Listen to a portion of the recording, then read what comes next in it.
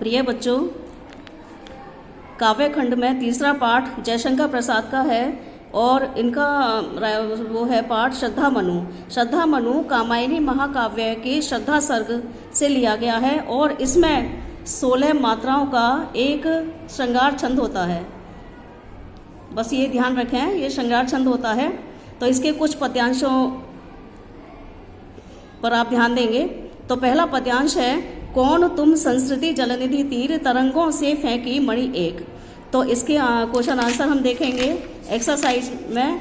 कुछ तो एक्सरसाइज के होंगे और कुछ अलग से पद्यांश हैं। इन सबको आप ध्यान से सुन लीजिए, समझ में आ जाएगा। तो संसार रूपी सागर के किनारे पर मनु अकेले बैठे हैं। थोड़ा सा इसका समझेंगे कि चारों तरफ प्रलय है, पानी पानी है। तो ऐसे में विनाश के क्षणों में निर्माण करने के लिए संसार रूपी सागर के किनारे एक मनु प्रकट हुए हैं। तो वो निराश हैं। तो श्रद्धा उनको आशा का संचार करने के लिए आती है। तो वो कहती है कि तुम कौन हो, संस्कृति जलनिधि तीर संसार रूपी समुद्र के किनारे तुम कौन हो। जिस प्रकार से मणि संसार की लहरों ये सागर की लहरों के द्वारा किनारे पर आ जाती है और वो अपनी प्रभा से चमक से चारों तरफ प्रकाश फैलाती है, उसी तरह तुम इस निर्जन स्थान में बैठे हुए अपना प्रकाश फैला रहे हो। तो ऐसे तुम कौन हो। तो इस निर्जन स्थान में प्रभा की धारा से अभिषेक, तुम प्रभा की चमक से अपना प्रकाश फैला रहे हो, उसका सिंचन कर रहे हो। तो श्रद्धा कहती है कि मधुर, थकावट और एकाकी, इस तरह के संसार का तुम एक सुलझा हुआ रहस्य हो।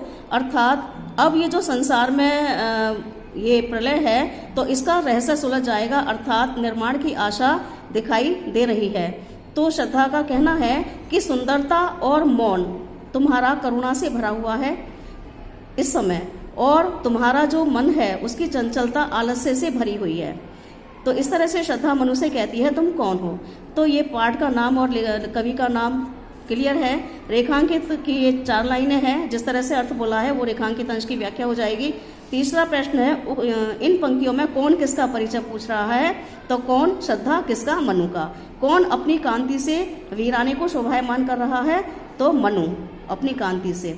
प्रभा की धारा से अभिषेक पंक्ति में कौन सा अलंकार है। तो अलंकार का क्वेश्चन कम ही आता है, लेकिन फिर भी इसमें रूपक अलंकार है।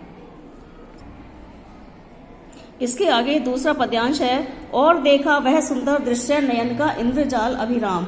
शब्दों के अर्थ भी आ जाते हैं। एक प्रश्न में शब्दों का अर्थ 2 शब्द और एक नंबर का होता है। तो इंद्रजाल माने जादू और अभिराम सुंदर, कुसुम वैभव फूलों से लदी हुई, चंद्रिका चांदनी, घनश्याम काले बादल। ठीक है, तो इसमें ये लाइनें आप पढ़ेंगे। तो मैं इसके क्वेश्चन बता रही हूँ, 2 क्वेश्चन तो वो हैं ही। तो जब मनु ने कौतूहलवश ऊपर की ओर देखा तो उन्हें क्या दिखाई दिया। तो इसमें ऊपर की लाइन मैं बता रही हूँ। तो उन्हें श्रद्धा दिखाई दी, और जब श्रद्धा दिखाई दी तो ऐसा लगा कि कोई जादू है जो सामने इतनी आकर्षक मूर्ति, एक आकर्षक युवती दिखाई दी है। तो वो जो फूलों से लदी हुई लता के समान उनका सौंदर्य था, चंद्रमा की चांदनी से लिपटा हुआ ऐसा कोई बादल का टुकड़ा हो ऐसा उनका सौंदर्य था। उनकी हृदय की उदारता और बाहरी उदारता को समान बताया गया है। लंबी काया, लंबा शरीर और स्वच्छंद रूप से उनका सौंदर्य था। मधु पवन, मधु माने बसंत, जैसे बसंत की हवा। शिशु साल, साल का वृक्ष होता है, शिशु माने बच्चा, तो इसका मतलब है कि साल का पौधा। तो साल का जो पौधा जिस तरह से बसंत की हवा उसको हिलाती है, उसकी सुंदरता को प्रकट करती है, उसी तरह से तुम्हारी सुंदरता चारों तरफ सुगंध बिखेर रही है। तो यहाँ जब मनु ने कौतूहलवश ऊपर की ओर देखा तो उन्हें क्या दिखाई दिया। तो इसका आंसर यही हो जाएगा। तो उन्हें अपने सामने श्रद्धा खड़ी हुई दिखाई दी और उसका दृश्य जो था सुंदरता के कारण बहुत अभूतपूर्व था। श्रद्धा के प्रति मनु की प्रतीति मतलब उसका जो अनुभव था, कवि ने एक लता बादल के टुकड़े के रूप में किस प्रकार व्यक्त किया है।